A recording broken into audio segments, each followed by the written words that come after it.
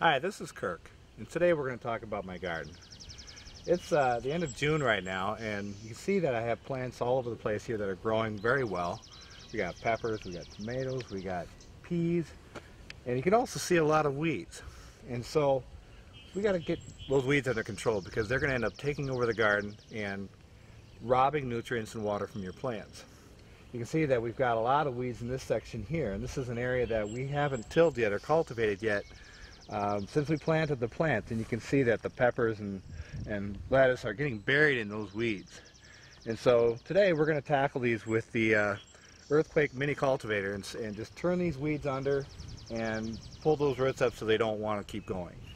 Over here you can see that we have cultivated this area about a week and a half ago, and we got some weeds that are starting to come up again, and we're going to take those down too with the cultivator and get them turned under.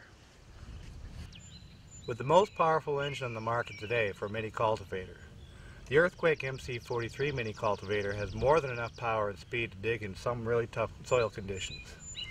But sometimes you don't want all that power and speed, especially when you're cultivating near delicate plants. So what's nice is you can actually control your speed with variable speed control.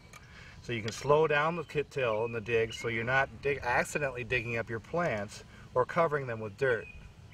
As you can see here, you can get really close, like we've done here recently, and keep your plants intact. My garden used to be the side of an old barnyard, and as you can see, there are a lot of rocks in here that used to be in that barnyard. And when you're cultivating with an ordinary cultivator and it hits a rock, it just wants to jump out of the ground and run into your plants and cause damage to your plants.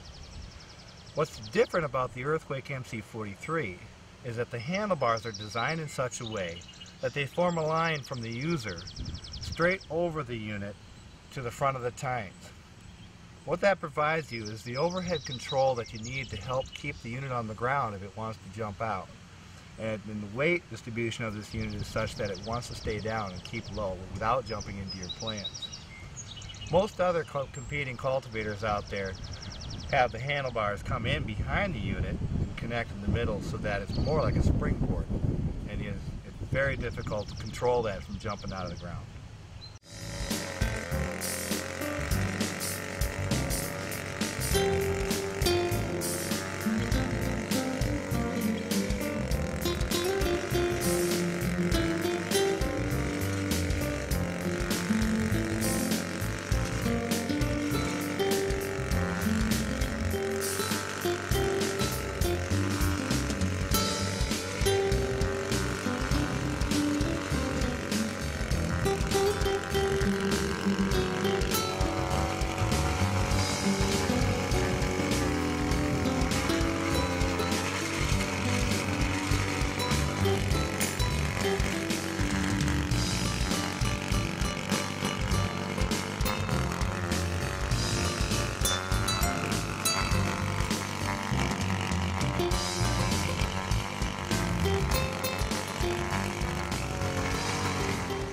Now over here in the corn, we had the high side of the garden, which is starting to dry out after all the rain we've been having the last week. That rain will compact the soil a little bit, and when the sun dries it out, it'll actually become kind of hard. And it can be a little challenging sometimes to really dig efficiently. So we'll talk about ways that you can actually set up your cultivator and operate it so that you can actually dig in this very efficiently. There are three things you can do to help your cultivator dig better in the drier, tougher soil conditions that we get after a hard rain and after it's dried out in the sun. First of all, you can take your tines off and turn them around to the other side so that they're turning point forward. As you can see, there's a slope in the tine blade, which is the usual way of cultivating in softer soils and is great for digging those conditions. In harder soil conditions, you can turn your tines around so that when they turn, the pointy tip goes in first and will actually have a more aggressive dig. Another thing you can do is when you're cultivating, pull your cultivator backwards. What this does is when the tines are moving forward, they will be turning counter to the direction of the travel of the cultivator. That allows the unit to dig even deeper into the soil. Finally, the tine speed of the MC43 Mini Cultivator can turn upwards of 250 revolutions per minute. That's great for cultivating quickly in looser soils, but in hard, dry soils, you might want to slow that down to something under 200 revolutions per minute. You can accomplish that by squeezing the throttle trigger about halfway. That will give the tines the time to really engage the soil and dig in without skipping across the top of the soil.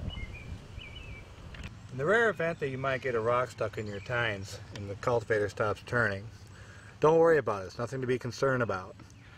The gear-driven transmission is a very durable transmission, and the tines are made out of spring steel, which are designed to flex and without causing any damage. When we get this rock out, the tines will flex right back and be ready to go again.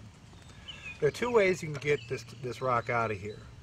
The first thing you want to try is pulling off the tines and seeing if you can release the rock by removing the tines.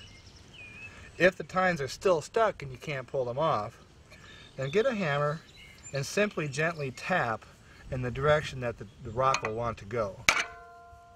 Just remove the rock, put your tines back on, and you're ready to go again.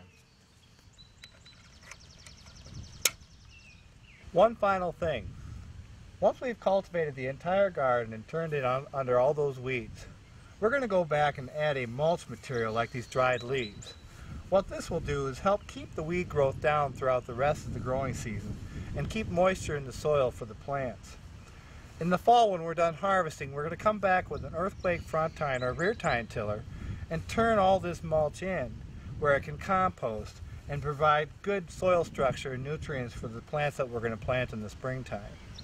To learn about other helpful hints and tips, and to learn about Earthquake's full line of outdoor power equipment, come visit us at getearthquake.com.